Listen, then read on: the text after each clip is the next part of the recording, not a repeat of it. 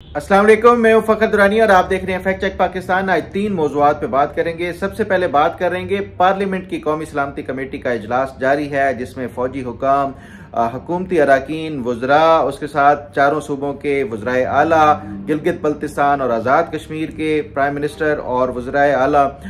उसके साथ साथ तमाम सूबों के आईजीज़ और उसके साथ साथ बाकी जो लॉ इन्फोर्समेंट इदारों के सरबराहान हैं वो तमाम शिरकत कर रहे हैं। ताहम पीटीआई की तरफ से शिरकत करने से इनकार कर दिया गया है। ये एक्सपेक्टेड था और इस हवाले से मैं 13 मार्च को ही आपको ये खबर दे चुका था कि ये फैसला कर लिया गया एस्टैब्लिशमेंट की तरफ से और हुकूमत की तरफ से कि माइनस पीटीआई भी जो इसके हवाले से बलूचिस्तान की दहशतगर्दी और खैबर पख्तूनख्वा के अंदर जो दहशतगर्दी है उसके खात्मे के लिए जो भी फैसला करना पड़ा, अगर पीटीआई ने कोई इफ्स एंड बट्स दिखाए तो माइनस पीटीआई तमाम फैसले किए जाएंगे। वही हुआ है एक्सपेक्ट जो किया जा रहा था। इसकी तफसीलात क्या है और उसके साथ साथ जो पीटीआई की तरफ से रात को हामी भरी गई, लेकिन फिर जब इनकी कमेटी का इजलास हुआ उसमें 4 कौन से लोग थे जिन्होंने इस इजलास में शिरकत करने से मना कर दिया पार्टी के अराकीन को, दीगर को। कुछ इस हवाले से भी आपको इनसाइड इंफॉर्मेशन दूंगा। दूसरे नंबर पे बात करेंगे फलस्तीन के अंदर और गजा में एक बार फिर से सीज फायर के बावजूद भी दोबारा से इजरायली हमले शुरू हो चुके हैं। 300 फलस्तीनी अब तक शहीद हो चुके हैं। इसकी वजूहात क्या है, इसराइल ने दोबारा से क्यों बमबारी शुरू की है, कुछ आपके साथ ये इस हवाले से इंफॉर्मेशन शेयर करूंगा। और तीसरे नंबर पे एक और इम्पॉर्टेंट खबर इंडिया से रिलेटेड। इंडिया की रियासत महाराष्ट्र के एक अहम शहर नागपुर, उसमें कर्फ्यू नाफिज कर दिया गया है और कर्फ्यू नाफिज करने की वजह है वहाँ पे मुगल बादशाह औरंगजेब के मकबरे को मस्मार करने का जो मुतालबा किया गया है इंतहा पसंद हिंदुओं की तरफ से, उसके हवाले से ये दंगे फसाद शुरू हुए। ये नागपुर क्यों अहम है, इसके हवाले से भी बात करेंगे तफसीलन जो भी इंफॉर्मेशन होगी। सबसे पहले बात कर लेते हैं जो कौमी सलामती कमेटी का इजलास चल रहा है, पार्लियामान की जो कौमी सलामती कमेटी का है, उसमें आज सुबह 11 बजे से ही जो पार्टिसिपेंट्स थे वो अराइव वहाँ पे पहुँचना शुरू हो गए थे पार्लियामेंट के अंदर। जिस तरह से कल से ये एक्सपेक्ट किया जा रहा था कि पीटीआई ने पहले इनिशली ऐलान किया कि वो जाएंगे, फिर उसके साथ साथ उन्होंने नाम भी दिया। पार्टी के जो नाम पार्टी की तरफ से दिए गए थे उसके अंदर उसके हवाले से भी पार्टी के अंदर से पार्टी की अपनी सफ़ों से ये क्रिटिसाइज करना शुरू कर दिया कि अहम नामों को इसमें से एक्सक्लूड किया गया है। ख़ासतौर पे जुनैद अकबर का नाम ना शामिल करने के हवाले से भी ये कहा जा रहा था कि जितने भी लोग ये इसका नाम पहुंचाया गया है जो इसमें शिरकत करेंगे कौमी सलामती कमेटी के इजलास में, वो तमाम के तमाम टाउट्स हैं। और इस हवाले से पीटीआई की जो सोशल मीडिया के नॉन अकाउंट्स हैं वो क्रिटिसाइज करना शुरू हो गए थे। बहरहाल ये तमाम मामला चल रहे थे, इसके ऊपर बाद में आएंगे। सबसे पहले तो ये बात कर लेते हैं कि जो शुरका इसमें शामिल हैं कौमी सलामती कमेटी के इजलास में, आगे ये फैसला क्या होने जा रहा है, एक्सपेक्टेड क्या है। इस हवाले से मैं तफसीलन एक पहले भी अपने वीलॉग में बता चुका हूँ कि जो हुकूमत की तरफ से और इस्टेब्लिशमेंट की तरफ से फैसला किया गया था वो यही था कि अब मजीद नहीं इसके हवाले से दहशतगर्दी के हवाले से कुछ बर्दाश्त किया जाएगा। ख़ासतौर के ऊपर एक तो सिविलियंस और आम जो शहरी हैं उनको टारगेट किया जाना और उसके साथ साथ जो जिस तरह से सिक्योरिटी फोर्सेस को अब टारगेट किया जा रहा है, तो उसके बाद ये बड़े जो हाईएस्ट लेवल के ऊपर ये फैसला किया गया। बीएलए की तरफ से ये जो रिसेंट मोस्ट दहशतगर्दी का वाकया था जाफर एक्सप्रेस वाला, उसके बाद ये फैसला किया गया कि अब मजीद इन दहशतगर्दों के खिलाफ ना तो ये कोई बर्दाश्त की जाएगी इस तरह की कार्रवाई, बल्कि सख्त से सख्त और बेरहम ऑपरेशन शुरू किया जाएगा। और इसके लिए ये एक्सपेक्ट किया जा रहा था कि पीटीआई की तरफ से कोई रोड़े अटकाए जा सकते हैं या इसकी मुखालफत की जा सकती है। उसके साथ साथ चंद जो इस तरह की जो सियासी जमातें हैं, नेशनलिस्ट पार्टीज हैं, वो भी एक्सपेक्ट किया जा रहा था पहले से ही कि वो इस ऑपरेशन के खिलाफ अपना जो है वो राय दे सकते हैं। इसलिए अगर जो भी ये कॉन्सेंसस डेवलप करना है तो जो सियासी जमात इसके हवाले से कोई मुखालफत में जाएगी या कोई इसके ऊपर एतराज़ उठाएगी तो उसको एक्सक्लूड किया जाएगा। पहले ये फैसला किया गया था ऑल पार्टीज कॉन्फ्रेंस बुलाई जाएगी। ऑल पार्टीज कॉन्फ्रेंस बुलाने का जो ये फैसला था उसको ये जो रद्द किया गया है या जो रिजेक्ट किया गया, उसकी वजह भी यही थी कि अगर ये कॉन्सेंसस ही वो हासिल करना है तो उसमें ऑल पार्टीज कॉन्फ्रेंस में कुछ ऐसी जमातें हैं जो कि ये इस कॉन्सेंसस या जो इत्तफाक राय है उसके राह में रुकावट बन सकती है। तो इसलिए APC की बजाय फिर ये फैसला किया गया कि पार्लियामेंट की तरफ से जो कौमी सलामती की कमेटी है उसका इजलास बुलाया जाएगा और पार्लियामान से ही इस हवाले से मुत्तफिका तौर के ऊपर कोई करारदाद या कोई फैसला लिया जाएगा कि दहशतगर्दों के खिलाफ बेरहम ऑपरेशन किया जाए और BLA को पाकिस्तान की सबसे बड़ी दुश्मन और इस हवाले से भी कोई जो है वो चाहे वो करारदाद की सूरत में आता है, कोई नेशनल एक्शन प्लान की सूरत में, जो भी इसका आज आउटकम आएगा वो उस हवाले से ये 2-3 चीज़ें जो हैं वो बड़ी अहम होंगी। तो ये वो फैसला किया गया कि APC अगर बुलाई जाती है तो उसमें ख़ास तौर पे जो ये इस तरह की जमातें हैं वो मुखालफत कर सकती हैं किसी भी मिलिट्री ऑपरेशन का। तो इसलिए उससे बेहतर है कि ये पार्लियामेंट से इसका मुतफ़िका तौर के ऊपर मंजूरी ली जाए। बहरहाल ये एक जब ये अनाउंस किया गया और ये फैसला किया गया, साथ साथ ये पहले से ही तय कर लिया गया था कि अगर PTI की तरफ से कोई ये किया जाएगा, कोई रोड़े अटकाए जाएंगे या कोई इस हवाले से मुतालबात रखे जाएंगे तो फिर जो है वो PTI को माइनस करके ही ये तमाम तर जो फैसला साजी होगी वो की जाएगी। PTI की तरफ से अनकंडीशनल अगर वो इसके हवाले से सपोर्ट करते हैं या इसमें शिरकत करते हैं तो फिर उनको वेलकम किया जाएगा, अदरवाइज किसी सूरत भी इनकी किसी कंडीशन, किसी भी शर्त को नहीं माना जाएगा। वही हुआ, PTI की तरफ से कल ये ऐलान किया गया कि वो इसमें शिरकत करेंगे, जो पार्लियामेंट की सलामती कमेटी का इजलास है। और फिर उसके बाद हमने देखा कि जब स्पीकर की तरफ से ये राब्ता किया गया तो जो PTI के चीफ विप हैं, जो पार्लिमानी जो लीडर हैं जो कौमी असम्बली के अंदर आमिर डोगर साहब, उनकी तरफ से PTI की तरफ से जो 14 नाम दिए गए कि कौन कौन से लोग शरीक होंगे, फिर PTI के अपनी ही सफ़ों से उसके हवाले से क्रिटिसाइज किया गया कि जुनैद अकबर और इस तरह के जो आउटस्पोकन हैं उन लोगों को शामिल नहीं किया गया इस इजलास में शिरकत के हवाले से जो PTI के नाम दिए गए हैं, बल्कि जो टाउट्स हैं और इस तरह के लोग हैं उनको शामिल किया गया है। फिर हमने देखा कि PTI के जब ये इस तरह की क्रिटिसिज्म शुरू हुआ तो उससे PTI की जो ख़ास तौर पर जो मौजूदा क़यादत है ये सबसे ज़्यादा इस टाइम अगर डरते हैं तो वो PTI के सोशल मीडिया से वो डरते हैं कि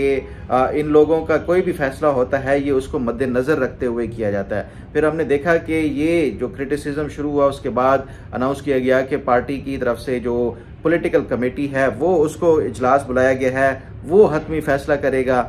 फिर हमने देखा कि जो हतमी जो पार्टी की जो पॉलिटिकल कमेटी थी उसकी तरफ से ये फैसला किया गया और ये शर्त रखी गई कि कल सुबह ये जो इजलास है कौमी सलामती कमेटी का, उससे पहले अगर इमरान खान से मुलाकात करा दी गई तो फिर हम ये इसमें शिरकत करेंगे, अदरवाइज नहीं करेंगे। ये पहले से ही फैसला किया जा चुका था हुकूमत की तरफ से कि कोई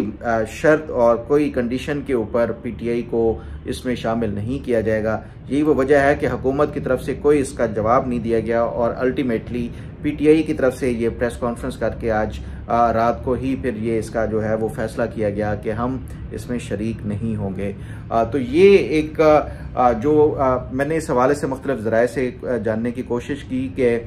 ये असल में जो पार्टी के जो पॉलिटिकल कमेटी है उसमें, क्योंकि जो मेरी इतलात थी कि मेजॉरिटी ये चाहती थी कि वो इस कौमी सलामती कमेटी के इजलास में शरीक हो। ये बड़ा एक अहम मौका है क्योंकि ये अगर सियासी तौर के ऊपर PTI इससे बाहर रहती है तो ये उनके लिए आगे उसके असरात मनफी होंगे। तो इसलिए हमें ये जानना चाहिए। पार्टी की जो अक्सरियत थी खासतौर के जो पार्लियामेंट में जिनकी रिप्रेजेंटेशन है वो ये चाहते थे कि हम इस इजलास में शरीक हों, ताहम PTI के कुछ लोग जो कि बाहर बैठे हैं और कुछ लोग जो पार्टी के जो अरकान ही नहीं है उन लोगों ने इसकी मुखालफत की। इस पे जो ज़राए ये बता रहे हैं कि महमूद खान अचकज़ई और उसके साथ अलामा राजा नासिर अब्बास, ये जो आउटसाइडर हैं जो PTI के अपने रुकन नहीं हैं, उन्होंने PTI को इस हवाले से मशवरा दिया और ये कहा कि इनको ये शिरकत बिल्कुल नहीं करनी चाहिए। ये PTI के जो बाहर से 2 लोग थे इन्होंने एक वो दिया और फिर उसके साथ साथ जो PTI के अंदर से 2 लोग जिन्होंने शदीद मुखालफत की कि हमें इस इजलास में शिरकत नहीं करनी चाहिए, वो एक हमाद अजहर और दूसरे जो साबिक सदर आरिफ अलवी हैं, जो कि इस टाइम अमेरिका में मुकीम है और पाकिस्तान के खिलाफ भरपूर जो है वो कैंपेन वहाँ पे लॉन्च की हुई है। वहाँ पे अरकान कांग्रेस से मिल रहे हैं, वहाँ पे जो पाकिस्तान के खिलाफ कोई भी हर्जा सराई करने का जो मौका है वो नहीं गंवा रहे। उन्होंने भी ये इस इजलास में शिरकत करने से पार्टी को रोका है, क्योंकि आरिफ अलवी का एक बहरहाल बड़ा नाम है पीटीआई के अंदर। तो उस बुनियाद के ऊपर फिर ये फैसला किया गया जो पॉलिटिकल कमेटी है कि ठीक है, हम फिर ये इस शर्त के ऊपर कि अगर हुकूमत हमें इमरान खान से मुलाकात करा दे तो तभी हम जाके जो है वो शरीक होंगे, अदरवाइज नहीं होंगे। तो ये एक कंडीशन थी, ये पीटीआई को पहले से ही पता था कि हुकूमत ने ये फैसला कर लिया है कि अब किसी शर्तों और शराइत के ऊपर ये नहीं किया जाएगा। तो इसलिए अल्टीमेटली फिर यही हुआ कि पीटीआई इस सारे मामले से बाहर रही। अब सवाल ये है कि क्या ये पीटीआई की तरफ से एक जानबूझ के वो किया गया है, कोशिश की गई है, और इसकी आगे असरात क्या होंगे। देखें, कल भी मैंने अपना जो वीलॉग था उसमें इस हवाले से बाकायदा तस्करा किया था कि पीटीआई के लिए दोनों आगे खाई और पीछे कुआं है। आज जो कौमी असम्बली की ये जो पार्लियामेंट की इसका जो सलामती कमेटी का इजलास है उसमें शरीक होते तो फिर ये तालिबान और जो दहशतगर्द हैं उनकी हिट लिस्ट पे होते, और अब ये शरीक नहीं हुए तो इनके ऊपर कौमी सतह के ऊपर एक तो क्रिटिसाइज किया जा रहा है, दूसरा इतने एक अहम मौके के ऊपर कि जब पाकिस्तान को एक इत्तेहाद की ज़रूरत थी, ये इस जो है वो इस अहम मामले पे भी इस तरह की पेटी किस्म की जो शर्तें और शराइत कि हमें इमरान खान से मुलाकात कर दें, फिर हम कौमी जो मफाद और कौमी सलामती के हवाले से जो भी कोई वो होगा उसमें शरीक होंगे। तो ये एक जो मैं समझता हूँ कि पीटीआई की तरफ से जो एक फैसला किया गया है, दोनों सूरतों में इनके लिए एक मुश्किल फैसला था। बहरहाल ये दोनों में ही नाकाम नजर आए हैं। अब इसके असरात क्या होंगे आगे वो बाद में डिस्कस करेंगे, और जो शाम को इस हवाले से जो फैसला किया जाएगा वो भी आपके साथ शेयर करूंगा। जरा बात कर लेते हैं इसराइल और हमास के दरमियान जंग बंदी जो हुई, उसके बाद फिर हमने देखा कि कुछ रिलेटिवली सुकून आया। वहाँ पे जो भी पनाहगज़ीन कैंपों में फ़लस्तीनी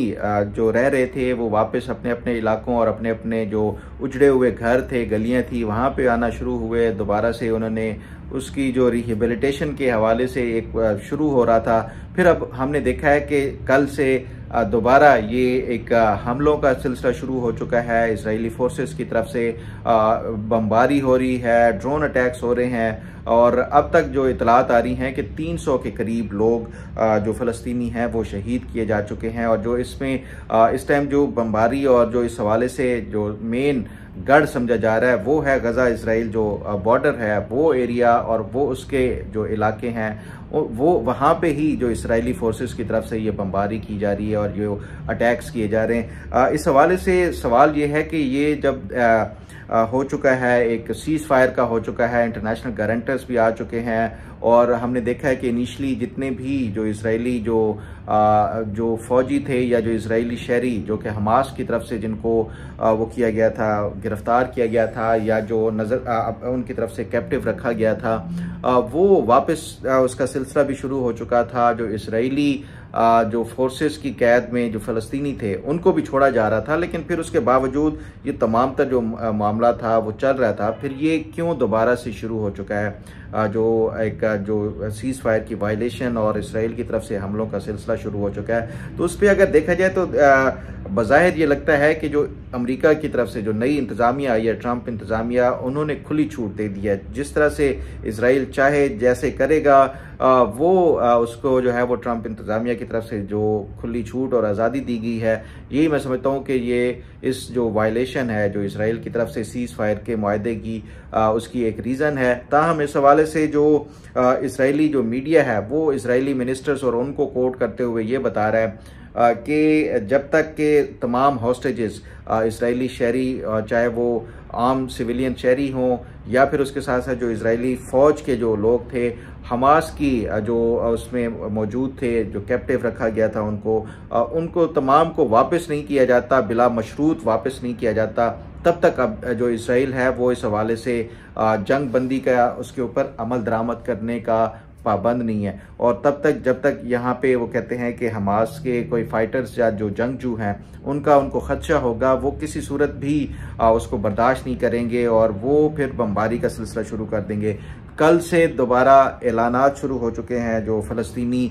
जो गज़ा के जो बॉर्डर एरियाज़ हैं उसके हवाले से, और वहाँ पे लोगों को दोबारा से अपने जो घर हैं और अपनी जो बस्तियां हैं वो छोड़ने के ऐलानात शुरू किए गए हैं इजरायली फोर्सेस की तरफ से कि ये अपनी उसके हवाले से अपनी सिक्योरिटी और अपने तहफ़्फ़ुज़ के मद्देनज़र रखते हुए वो तमाम जो इलाके हैं उनको छोड़ दिया जाए। तो ये एक बड़ा अनफॉर्चुनेट है कि अमेरिका जो बतौर एक सुपर पावर के इस तरह की जो मजलूम जो इलाके हैं उनको अमन और सुकून का जो है वो गारंटी देने की बजाय एक ऑपरेसर का साथ दे रहा है। बड़ा अनफॉर्चुनेट है इस हवाले से। बहरहाल जो अरब वर्ल्ड की तरफ से भी जो ट्रंप की तरफ से ऐलान किया गया था कि फ़लस्तीन छोड़ दें,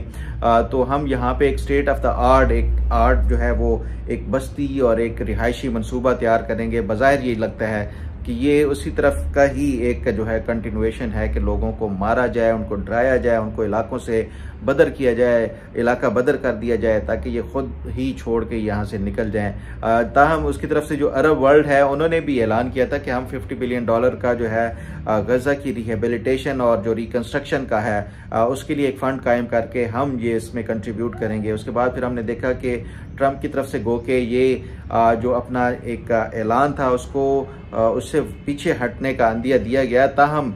जो इस तरह के ऐलानात होते हैं ये पूरी मनसूबाबंदी के बाद ही होते हैं। इसको टेक्टिकली जो है वो बज़ाहिर जो लगता है कि वो पीछे हट गए हैं, लेकिन ये इस तरह के जो मंसूबे होते हैं उसके ऊपर अमल दरामद होके ही रहता है। और इस हवाले से जो इसराइल के वज़ीरे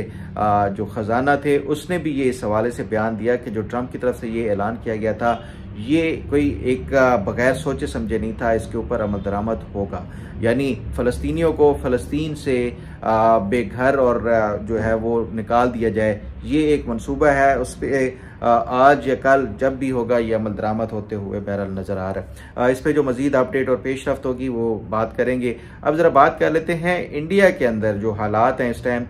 इंडिया का जो स्टेट है या सूबा जिसे हम कहते हैं महाराष्ट्र, वहाँ उसके एक अहम शहर है नागपुर इसलिए भी अहम शहर है कि जो RSS है जो नरेंद्र मोदी की भी जो एक पेरेंट ऑर्गेनाइजेशन समझी जाती है, जो कि इंतहा पसंद हिंदुओं की जो सबसे जो बड़ी और जो इस टाइम जो जमात है, और ये अब जो पावर में या इक़्तिदार में है बीजेपी, तो इसका पॉलिटिकल विंग है जो RSS है वो जो है वो नागपुर उसका हेडक्वार्टर है। वहाँ पे ही सबसे ज़्यादा जो है ये जो RSS के हवाले से ट्रेनिंग हो या जो बाकी ओवरऑल इसकी जो तंजीम है उसका सदर दफ्तर वहाँ पे है। तो ये एक इंतहा पसंद जो हिंदू के हवाले से VHP जो विश्व जो हिंदू परिषद है उसकी जो ओहदेदारान हैं और उसके जो वर्कर्स हैं उनकी तरफ से ये मुतालबा किया गया कि वहाँ पे जो मुग़ल शहनशाह थे जो 17वीं सदी के औरंगज़ेब, उसका मकबरे को मस्मार किया जाए। ये इस हवाले से मुतालबा ये किया गया कि इसने जो औरंगज़ेब था उसके दौर में या दौरे बादशाहत में जो हिंदुओं के ऊपर जुल्म व सितम ढाया जाता था, उनको बेजा मारा जाता था, तो ये इसका जो है वो मकबरा यहाँ पे डिज़र्व नहीं करता, इसलिए इसको मस्मार किया जाए। तो ये मुतालबा जो है वो हर गुज़रते दिन के साथ जो VHP है ये उनके जो जितने भी वर्कर्स हैं या जो बलवई हैं उनकी तरफ से ये मुतालबा शिद्दत अख्तियार करता गया। फिर ये कम्यूनल जो राइट्स हैं उसकी जो है वो सूरत अख्तियार करता जा रहा है कि वहाँ पे जो लोकल मुस्लिम और जो हिंदू जो इंतहा पसंद है उनके दरमियान ये जो फसादात के उसमें शुरू हो गया। और फसादात के बाद जब पुलिस की तरफ से ये कार्रवाई शुरू की गई तो पुलिस को भी ये जो इंतहा पसंद हिंदू हैं उनकी तरफ से निशाना बनाया गया और कार्रवाई वो की गई। तो इस बुनियाद के ऊपर जो वहाँ पे जो वहाँ के चीफ मिनिस्टर हैं वो भी जो इंतहा पसंद और उससे ही नज़रियात के हामी हैं वो चीफ मिनिस्टर, उन्होंने ये ऐलान किया और ये कहा कि जो भी इस हवाले से जो रियासत का और जो शहर का अमन और कानून को हाथ में लेगा उनके खिलाफ कार्रवाई की जाए। साथ साथ उसने ये भी कहा कि वो खुद भी ये इसके हक में नहीं है जो औरंगज़ेब आलमगीर था, औरंगज़ेब जिसने हिंदुओं की जो है अपने दौर में ना सिर्फ ये कि उनके ऊपर जुल्म सितम ढाए वो भी ये इसके हक में नहीं है कि उसका मकबरा यहाँ पे हो, ताहम बतौर चीफ मिनिस्टर ये उनकी मजबूरी है कि उसको प्रोटेक्ट करना पड़ रहा है। तो ये एक जो जिस तरह से एक हाईएस्ट लेवल के ऊपर चीफ मिनिस्टर अगर इस तरह के बयानात देगा तो अल्टीमेटली फिर जो जितने भी वहाँ पे जो हिंदू ख़ासतौर के ऊपर जो एक्सट्रीमिस्ट हैं वो ऑब्वियसली जो दूसरी कम्युनिटी है उसके ऊपर अटैक भी करेंगे। तो ये इसकी देखते हुए जो नागपुर है वहाँ पे कर्फ्यू का निफाज किया गया है। तो इंडिया के अंदर ये जो इस तरह के मामलात हैं जो ख़ास तौर पे जो मुस्लिम जो रूलर्स थे, मुग़ल रूलर्स, उनकी निशानियों को मिटाने के हवाले से ये काफ़ी अरसे से एक मुहिम चली आ रही है। जो नाम थे, जो शहरों के नाम थे, उनको हटाया जा रहा है। वहाँ पे बड़ी बड़ी शाहराओं और जो एवेन्यूज़ के नाम थे उनको जो मुस्लिम नाम थे वो हटाया जा रहा है। तो ये एक सिस्टमेटिक तरीके से वहाँ पे ये एक सिलसिला शुरू हो चुका है। ये कहाँ पे रुकता है जाके, इस हवाले से भी जब भी कोई मज़ीद पेशरफ्त और अपडेट होती रहेंगी आपके साथ शेयर करता रहूँगा। उम्मीद है आपको आज का वीलॉग भी पसंद आएगा। अल्लाह ताला आपका हामी और नासिर हो।